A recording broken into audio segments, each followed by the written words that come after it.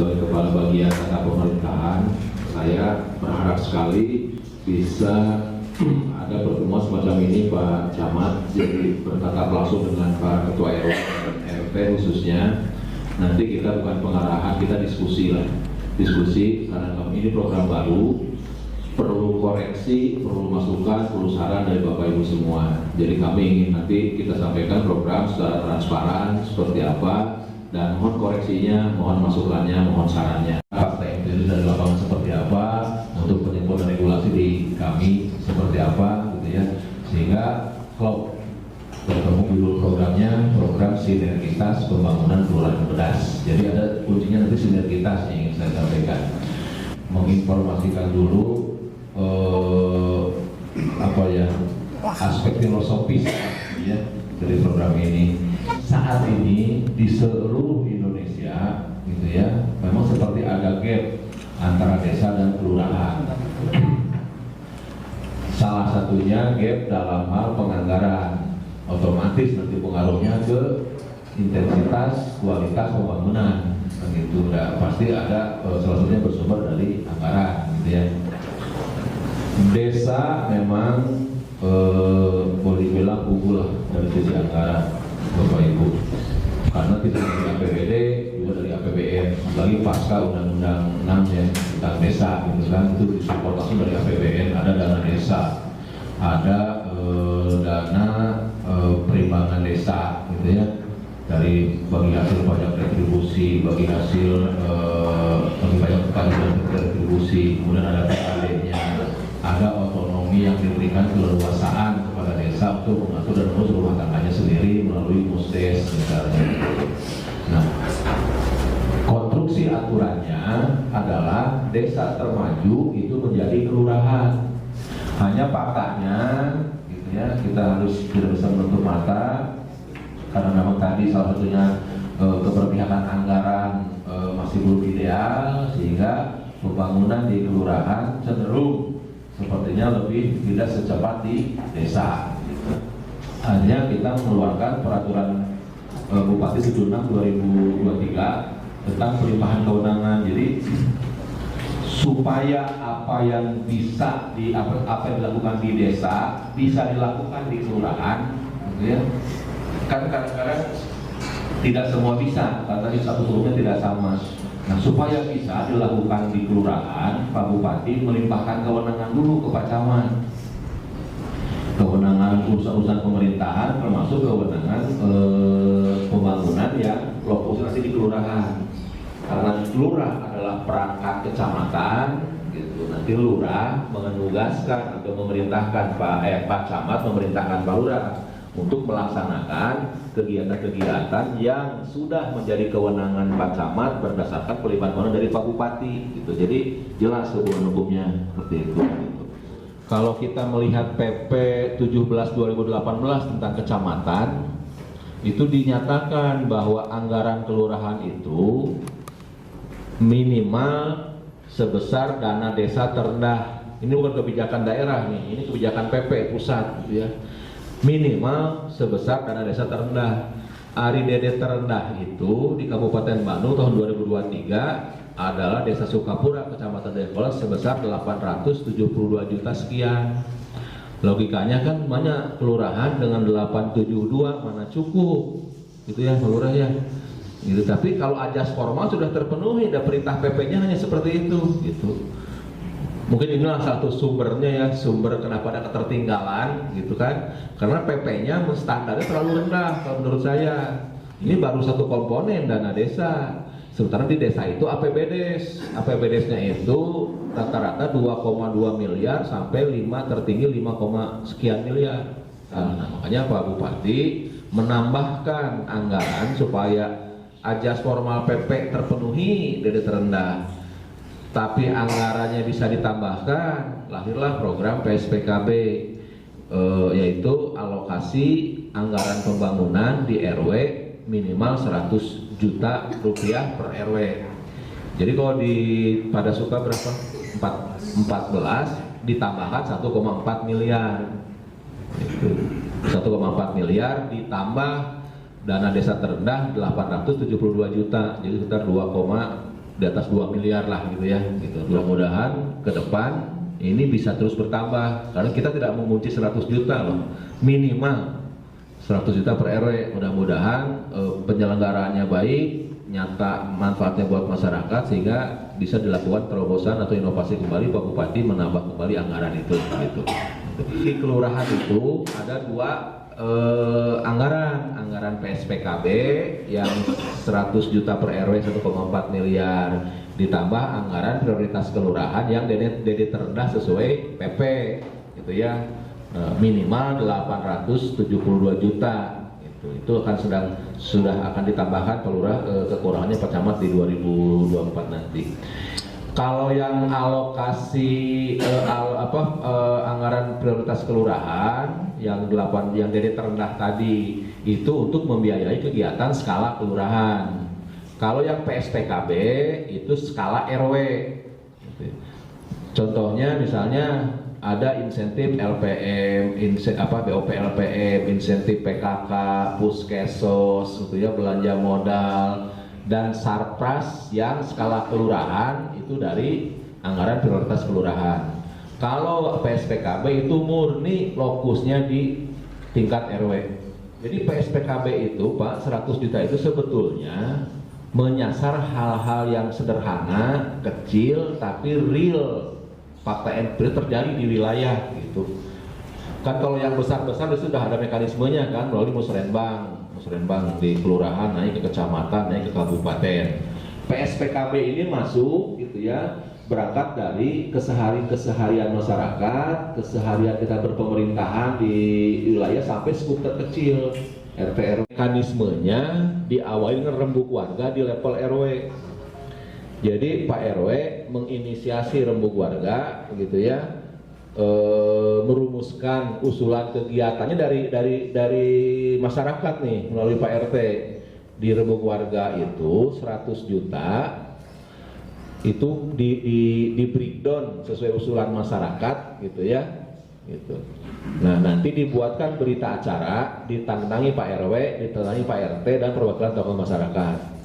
Setelah itu naik ke kelurahan, musyawarah kelurahan, dibahas kelurahan gitu ya, ditandatangani nanti berita acara oleh Pak Ketua LPM. Nah, setelah dimusyawarahkan di kelurahan, nanti dilaporkan ke Pak Camat nanti menuangkan dalam renja rencana kerja kecamatan dan dituangkan dalam dokumen anggaran. Setelah dituangkan dalam dokumen anggaran, baru 2024 pelaksanaan, gitu ya.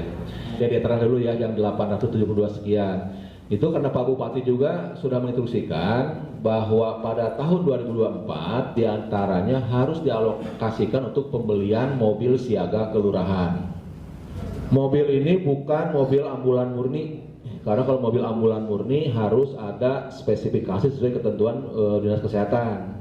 Tapi ini mobil siaga kelurahan, semacam mobil layanan masyarakat dan digunakan sepenuhnya untuk kepentingan masyarakat Pak Lurah, bukan mobil dinas lurah itu. Kalau PSPKB itu anggarannya yang lingkupnya di RW gitu. Jadi PSPKB ini dibagi 2 alokasi kegiatan, satu untuk pembangunan sarana prasarana kelurahan skala RW, 2 pemberdayaan masyarakat skala RW lingkup RW gitu ya. Kuncinya di lingkup RW, kata kuncinya. Nah, yang pembangunan sarana prasarana kelurahan lingkup RW bisa perbaikan jalan lingkungan skala kecil, drainase, gorong-gorong, penyediaan air bersih, pembangunan pelihara sanitasi, rutilahu, penerangan jalan lingkungan, perbaikan kantor RW, gitu kan, kantor RT, pos kapling, posyandu, hal-hal kecil gitu Pak. Tapi realitasnya dibutuhkan di masyarakat gitu, terasa gitu. Dan sarana prasarana lainnya. Kalau kegiatan pemberdayaan, ini yang mohon dipahami. Kalau untuk kegiatan pemberdayaan ada 2 komponen wajib. 1 insentif RW, 2 insentif RT, itu melekat di pemberdayaan. Sisanya gitu ya, nanti itu untuk bahan musyawarah di dalam rembuk warga lingkup RW. Jadi sederhana 100 juta teh nanti keluarkan lah insentif RW dan RT gitu. Karena sisanya baru dimusyawarahkan untuk kegiatan-kegiatan yang menjadi prioritas warga di lingkungan RT RW. Tapi kalau di jumlah itu harus 100 juta, dan Pak Bupati, Pak Camat berpesan jangan sampai itu tidak 100 juta karena anggarannya sudah ready stock di kecamatan. Kegiatan yang bersifat pemberdayaan, misalnya penguatan kelembagaan RW, badai kanggo papan nama kelembagaan, ini hanya contoh-contoh saja yang sebenarnya gini Pak, PSPKB itu membuka ruang kreativitas. Makanya dimunculkan inovasi dari masyarakat gitu. Ini hanya gambaran di Perbub itu kegiatan-kegiatannya yang memang biasanya rutin, biasanya ada di masyarakat gitu ya. Walaupun nanti tidak ada, silakan diusulkan gitu. Pengadaan administrasi RW dan sarana penunjang RW. Pemberdayaan bidang sosial kemasyarakatan, misalnya fasilitasi kegiatan keagamaan, pengajian majelis talim ibu-ibu gitu ya. Majelis talim atau pengajian pemuda, mangga Pak Lurah anggarkeun untuk konsumsinya, untuk honor penceramahnya gitu bila ada dan sebagainya. Jadi berjalan nih majelis talim, pengajian gitu ya di wilayah. Penyelenggaraan kegiatan PKK, penyelenggaraan pos pelayanan terpadu posyandu tadi. Ini kan posyandu seminggu sekali ya Pak RW ya? Sebulan sekali gitu ya, sebulan sekali. Sok PMT-nya, konsumsinya gitu ya.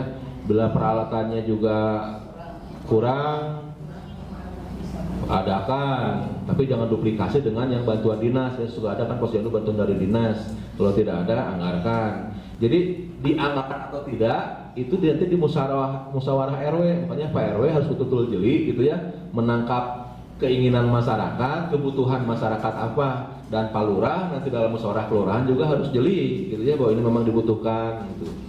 Ada atau yang tidak masuk harus. Tadi saya mau menjelaskan gini Pak, kita sudah mengeluarkan peraturan Bupati nomor 249 tahun 2023 tentang pelaksanaan PSPKB.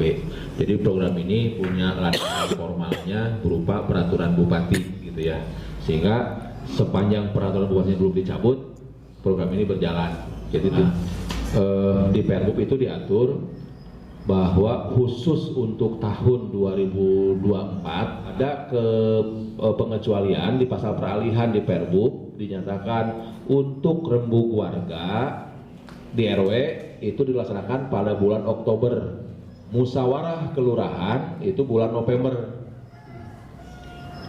di kecamatan nanti menyesuaikan DPA dokumen anggarannya gitu ya pada bulan November dan Desember, sehingga Januari itu sudah aman ada di anggaran kecamatan dokumen anggaran.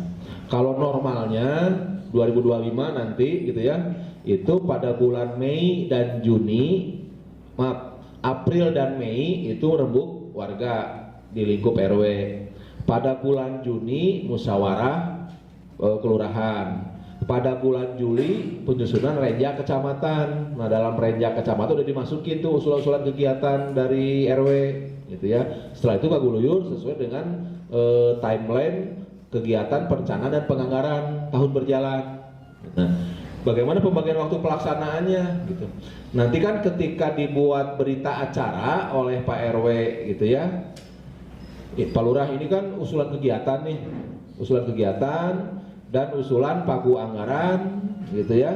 Nah, kita tuh tidak bisa strike saklek Pak bahwa ini teh harus bulan Januari, ini harus bulan Februari, ini harus bulan Maret. Kenapa? Karena mekanisme penganggaran di Perda juga kompleks, bukannya di sini, gitu ya. Jadi bergantung ke pencairan di kecamatan. Kan ini dari kecamatan hidupnya nih. Kadang-kadang ketika ada evaluasi anggaran, ada perubahan parsial, rada menunggu dulu perbu parsial perubahannya seperti itu gitu. Jadi Pak Lurah dan Pak Camat nanti yang bisa harus mengkonsolidasi, karena terkait dengan kas budget kecamatan gitu ya. Kapan pencairannya Pak Camat, waktunya gitu. Kita tidak mengkhususkan waktunya sebetulnya, maksudnya dalam durasi 1 tahun gitu ya. Mungkin kas budget bisa nanti pun Pak Camat lebih teknis ya. Karena ini anggaran di kecamatan nih, cara menjadi kecamatannya. Hanya saya berharap yang prioritas itu diawalkan, kemudian yang rutin juga kan sudah terpola nih. Kalau posyandu itu setiap bulan, berarti ada 12 bulan, kan tidak mungkin ditarik di Januari gitu. Artinya setiap bulan, hanya mungkin kalau tidak bisa dilihat gini Pak, insentif RT RW contohnya tidak bisa rutin setiap bulan, bukan on time. Karena mekanisme pencairan di kecamatan dan di kelurahan sekarang GU itu kan bisa mencairkan anggaran kalau bukti pertanggungjawaban sebelumnya masuk. Kadang-kadang suka dawe kendala teh gitu di bukti pertanggungjawaban. Jadi selama ada keterlambatan di SPJ-na di bukti pertanggungjawaban sehingga kadang-kadang ada juga keterlambatan di pencairannya. Jadi sangat dinamis, sangat kompleks sebetulnya. Tidak hanya ada masalah nanti di teknis di kelurahan dan di kecamatan, juga di penganggaran di kabupaten. Kan jumlah RT beda-beda. Ketika 100 juta yang RT-nya sedikit mah nanti potongan insentifnya sedikit, lebih banyak buat belanja program dan kegiatannya dengan masyarakat gitu. Nah, pada umumnya mengusulkan supaya dikeluarkan. Jadi PSPKB mah murni kegiatan, insentifnya dikeluarkan dari 100 juta. Secara pribadi abdi sepakat.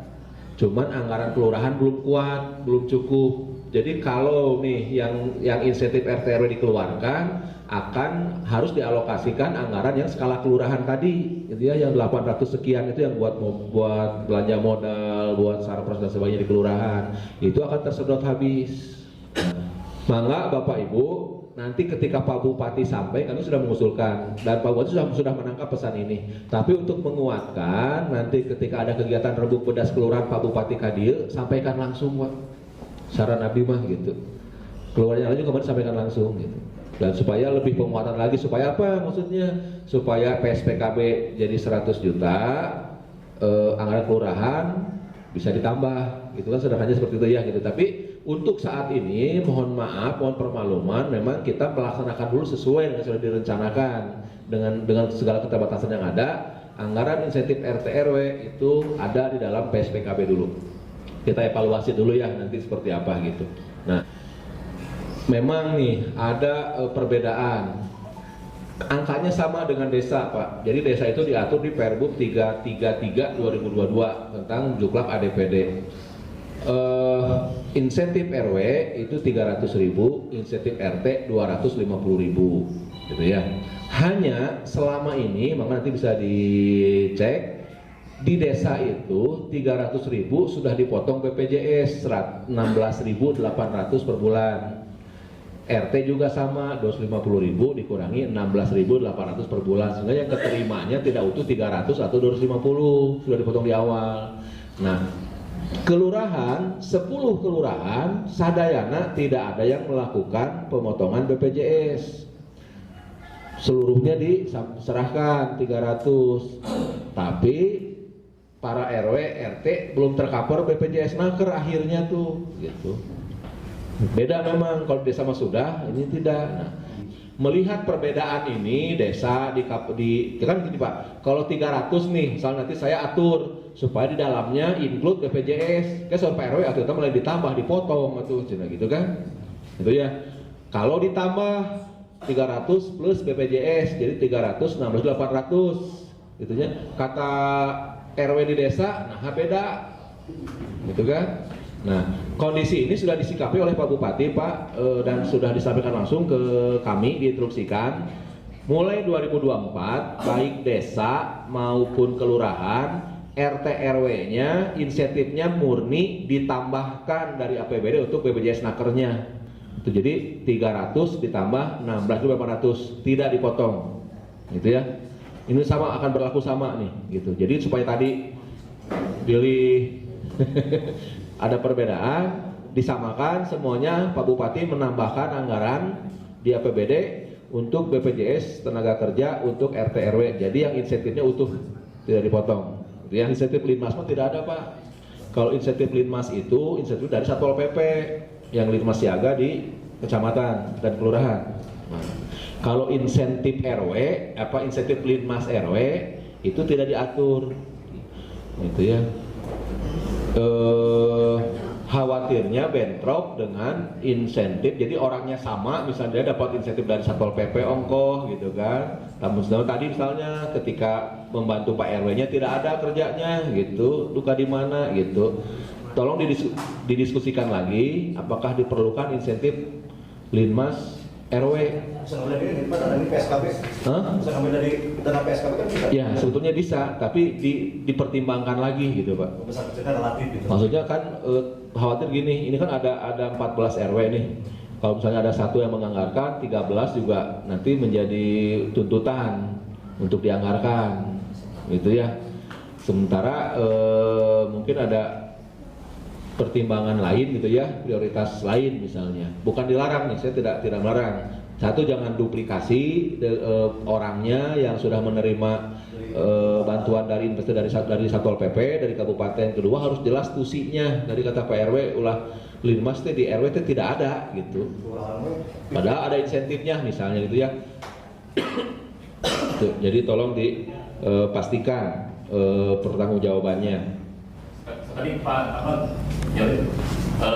ketika program PSKB ini nanti tersosialisasikan ke tingkat masyarakat ya, perorangan gitu kan. Ini kan itu kan ada iuran warga ya. Nah, apa itu kan nanti ketika opininya terbentuk di warga itu pasti wajib iuran atau kumaha kan? Saya tidak bisa bilang wajib atau tidak wajib. Iuran warga di RW tidak di ranah formal pemerintahan kami gitu kan. Itu mah jadi perkawis linmas menurut ditaruhkan terus terang kita punya linmas RW internal dan itu memang digaji oleh iuran warga gitu Pak. Kan gini Pak, PSPKB salah satu juga ingin bisa meningkatkan partisipasi. Jadi kalaupun itu kesepakatan bersama iuran itulah bentuk partisipasi warga.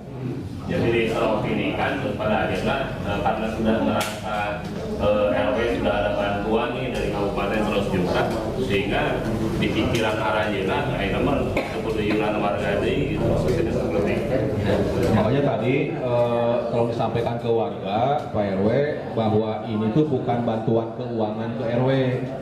Jadi RW tidak menerima uang, tidak menerima bantuan program gitu. Kapan mau juga kapan?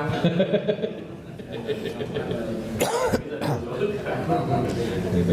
Jadi kalau hemat saya semuanya itu kesepakatan ya, bentuk partisipasi masyarakat gitu ya. Kenapa tidak? Yang penting tidak boleh duplikasi dengan yang diamankan untuk di dalam PSPKB. Jadi itu 15 gitu. Maka dipertimbangkan lagi untuk insentifnya gitu, apakah memang urgen gitu kan? Kalau sampai patuduk gitu. Perbaikan untuk posyandu, perbaikan gang itu diperbolehkan. Tapi juga Pak bisa disinergikan begini. Ini kan PSPKB lingkup RW. Ada gang misalnya yang dia tidak bisa diperbaiki oleh satu RW saja karena dia lintas misalnya, tapi kecilnya. Misalnya ada 2 RW atau 3 RW. Nah, tinggal kompakan nanti di musyawarah kelurahan disinergikan. Jadi supaya 3 RW itu menganggarkan hal yang sama supaya si gang ini tamat gitu. Teknis itu mah gitu. Artinya kan boleh-boleh saja. Yang penting mah sinergis gitu. Pak, musrenbang silahkan gitu. PSPKB gitu. Kayak tadi misalnya ada kegiatan apa TPT apa, nah, itu mah memang wajib musrenbang dan tidak akan mampu PSPKB membiayai itu gitu. Artinya tidak saling memakan dan tidak saling meniadakan gitu. Gitu ya.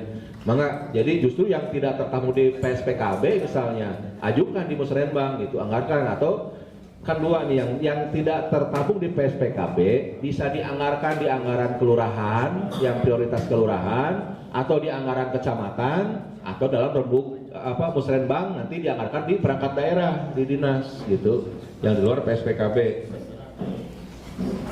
Nah, yang 100 juta Pak RW 14 tadi saya sudah sampaikan ini tidak besar, kecil tapi merata gitu. Jadi kita ingin membangun dulu sinergitasnya di wilayah gitu. Kita mau sinergitas di wilayah gitu. Insya Allah mohon dukungannya, mudah-mudahan ke depan sekali lagi ini bisa murni 100 juta gitu. Itu ya bisa dikeluarkan insentif RT RW-nya. Tapi ya inilah ikhtiar gitu ya, ikhtiar yang bisa kami lakukan untuk mengakselerasi pembangunan kelurahan, salah satunya melalui ini gitu, mudah-mudahan. Nah, ini agak umum RT 7 ya Pak, perwakilan tadi ya. Yang insentif RT hanya ketua RT saja atau dengan pengurus? Sebetulnya sama pertanyaannya untuk RW. Ketua RW saja atau pengurus gitu. Kemudian bisa tidak ditambah. Itu kan kalau menambah mah bisa sebanyak anggarannya ada dan regulasinya memungkinkan. Kenapa tidak gitu? Hanya kita harus berhitung prioritas lagi kan karena banyak nih. gitu. Karena banyak gitu. Ada sampai 4.000 berapa ya di data itu? Saya tidak bisa bilang kenaikan Pak, karena di Perbuk 33 2022 yang APBD itu dibunyikan insentif RW itu 300.000, insentif RT itu 10.000. Luka kayak kalau diusul atau dirubah Perbuknya, tapi selama itu belum dicabut itu yang berlaku gitu ya. Tapi kami bari diusulkan maka itu mah hak warga negara gitu kan gitu. Nah, insentif RT apakah hanya ketua RT saja atau dengan pengurus? Bukan pegawai RT.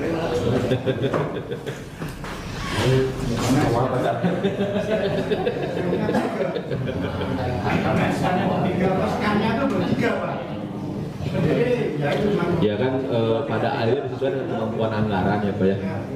Di sini kemampuan anggaran itu tidak semua daerah loh Pak ada insentif RT RW. Tidak semua kabupaten ada insentif RT RW gitu ya. Komitmen Pak Bupati RT RW dapat insentif dan BPJS tenaga kerja. Tidak semua melakukan itu gitu. Makanya proses lah, by proses lah gitu. Maka diatur di tingkat RT. Saya tidak berani bilang ini khusus untuk ketua RT, tidak boleh diganggu gitu ya. Dan kebijakan di RT RW masing-masing lah gitu ya.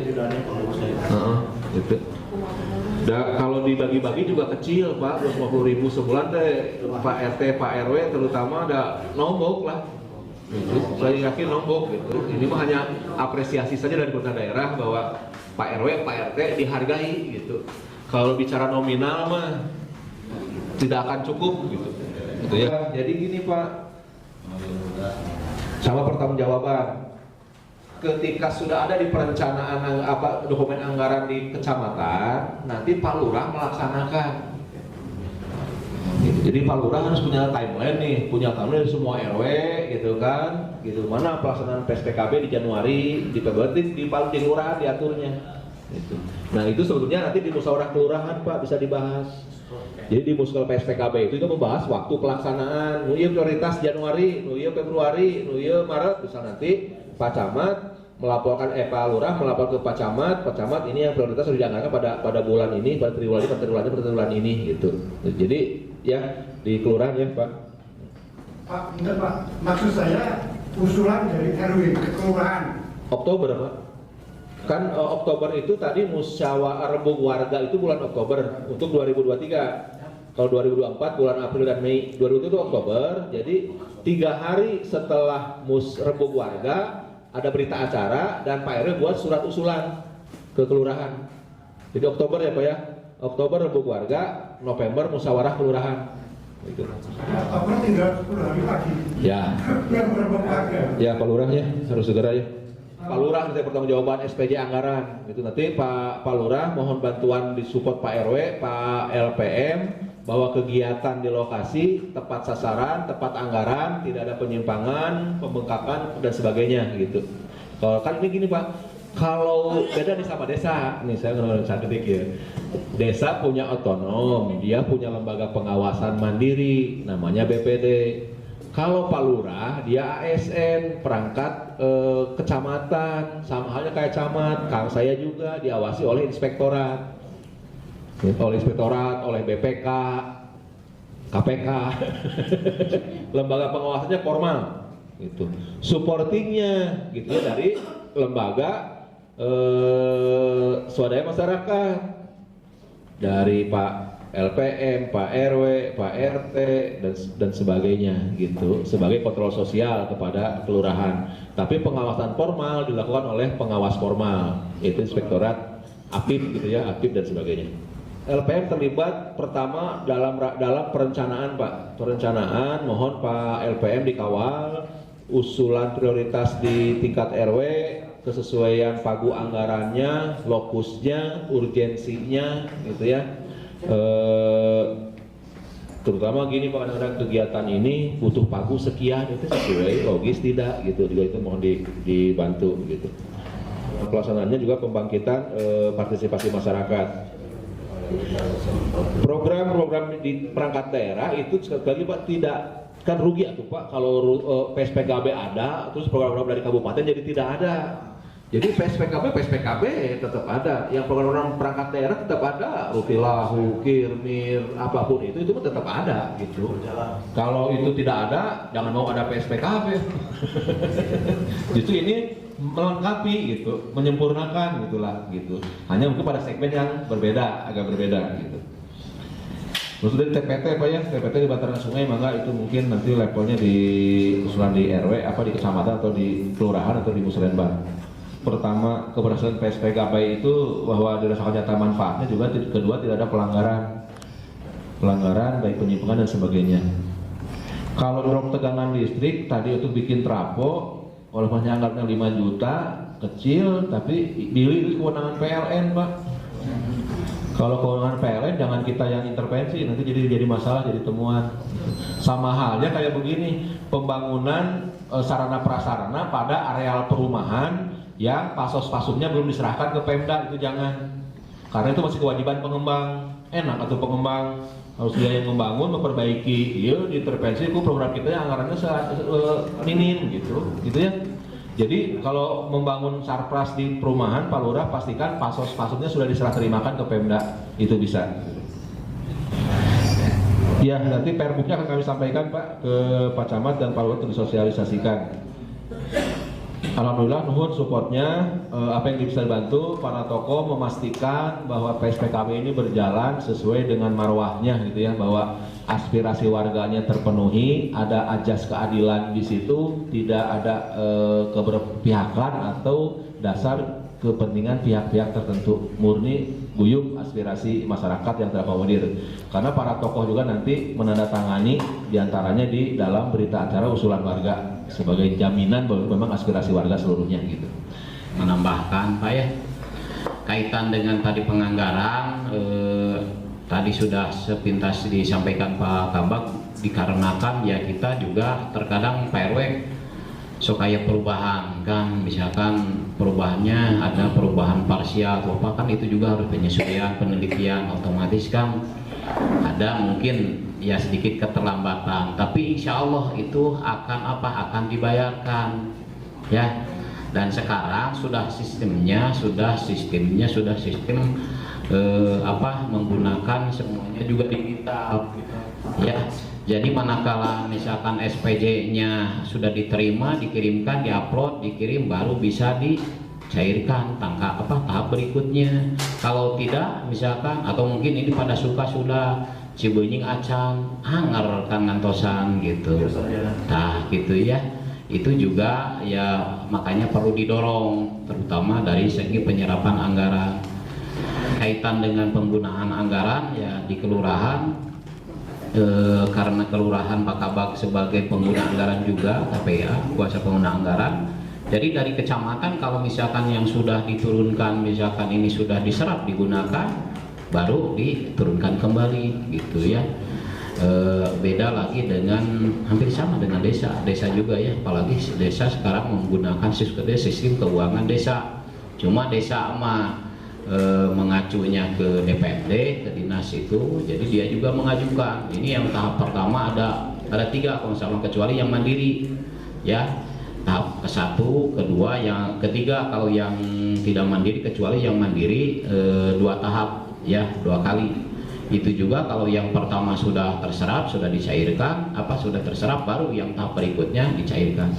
Kalau kelurahan itu nanti dilihat mungkin ya berdasarkan pengguna anggaran ya Pak, ini GU1, GU2 gitu ya, ini penyerapannya. Kalau misalkan ini sudah diserap, baru tahap berikutnya dicairkan kembali Pak ya, termasuk insentif Pak RT, Pak RW gitu ya. Kalau misalnya ada keterlambatan ke-1 misalkan, atau misalkan beberapa hari, ya mohon maaf lah, karena ya kita juga.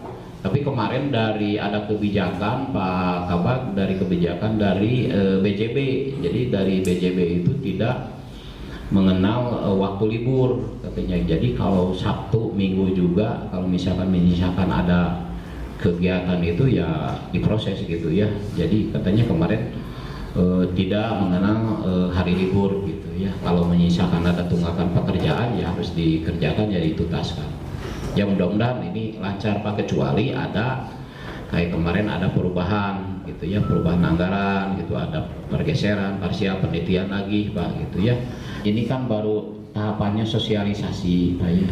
Nanti untuk bahannya tadi disampaikan ya, perbubnya kan payung hukumnya, aturannya nanti sama-sama kita pelajari. Adapun tadi yang disampaikan ini sosialisasi, jadi bahan-bahannya termasuk mungkin kalau ini mah CPCL-nya sudah disiapkan gitu, nanti perencanaannya mulai dari sekarang gitu ya, sesudah nanti perbubnya dibuka baru merencanakan semua tiap RW ini untuk kegiatan apa, ini kegiatan apa gitu. Bisa saja tadi ini mah memerlukan kerjasama antar RW, contoh misalkan pembuatan jembatan ini yang lintasnya misalkan lintas RW, kalau disikapi oleh satu RW misalkan tidak bisa, ini perlu ada kerjasama 2 atau 3 RW, bisa saja itu.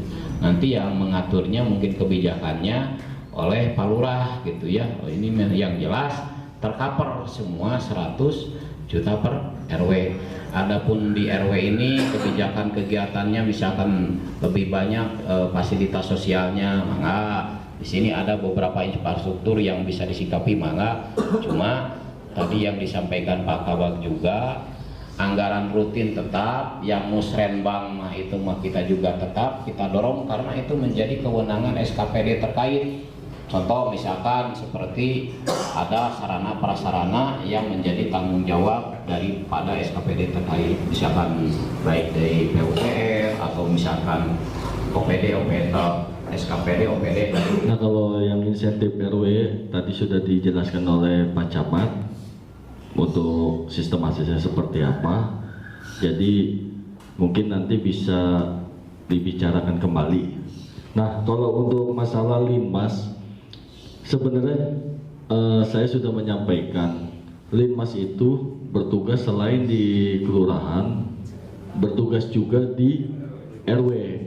Namun tiap saya monitoring atau tiap kegiatan di tiap RW, saya lihat juga Linmas, khususnya Linmas kelurahan itu hanya beberapa RW yang ada.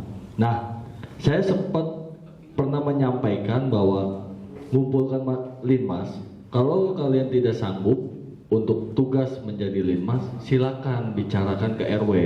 Nah, justru terima kasih Pak RW atas masukannya. Mungkin nanti next ke depannya untuk Linmas yang tidak aktif di RW bisa bersurat atau dibicarakan kembali oleh kelurahan. Karena bagaimanapun notabene-nya Linmas juga membantu RW di wilayahnya masing-masing.